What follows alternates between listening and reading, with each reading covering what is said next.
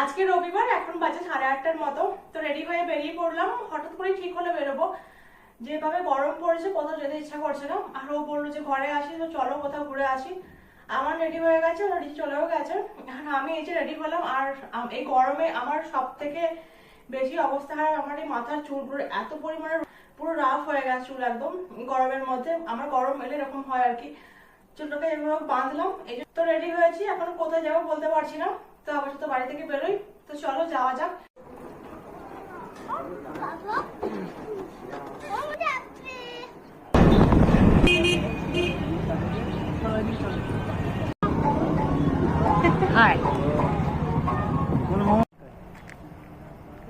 গেলাম একটুখানি eco park দিয়ে।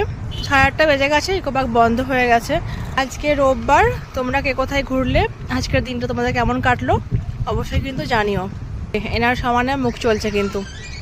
তো চলো টাটা, বাড়ি যাই।